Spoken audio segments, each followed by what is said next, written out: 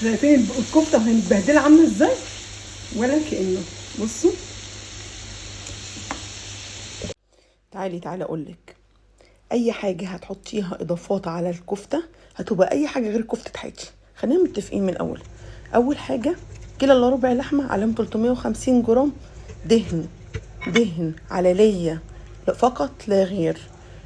هنحط بصلايه واحده، هتحطي قرن فلفل واحد، هتحطي فص ثوم واحد، هتحطي كزبره عرقين كده، مفيش اكتر من كده، انا مش عايزه ميه في الكفته. هتحطي التوابل ملح وفلفل اسمر وجوز الطيب، وهتضربيهم ضربا مربحا، وتبصي عليها وتسيبيها تهدى شويه.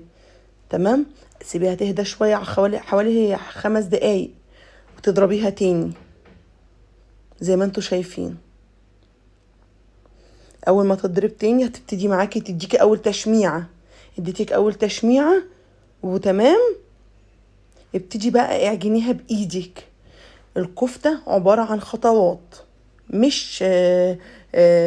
مش توابل كتيره او حاجات كتيره، لا، عباره عن خطوات. خطواتك هتمشي صح، كفته هتطلع معاكي احلى من كفته الحياتي. تمام. هتبتدي بقى، انا بعمل كميه، فهتبتدي تعمليها كور وتحطيها على جنب على الفريزر وهي مفروده في طبق، لازم يكون طبق مفتوح، وتفرجيها عليها وتسيبها في الفريزر تتشمع، وبعد كده تلميها تحطيها في الكيس بتاعك او في اي حاجه او في العلبه، المهم اللي هي تتشمع تتجمد الاول. تمام زي ما انتوا شايفين.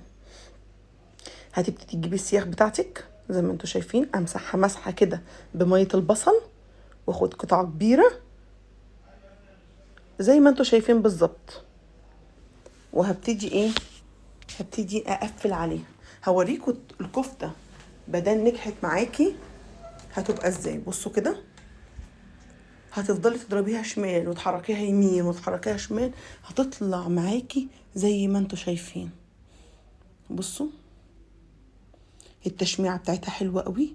ونسيت اقول لكم، لازم بعد ما تعجنيها انت بايدك تتحط على الاقل ساعه في التلاجة، على الاقل خالص ساعه في التلاجة، عشان تمسك نفسها والكفته من نفسها تبرد من جوه من كتر ما هي اتضربت كذا مره. بصوا شايفين بقى، انا حبيت اوريكم هنا درجه التماسك. عماله اقلب فيها بقى دي صينيه الحلويات اللي كنا عاملينها على العيد، عماله اقلب فيها شمال يمين، ما بتتحركش، زي الاسترتش من جوه. شايفينه؟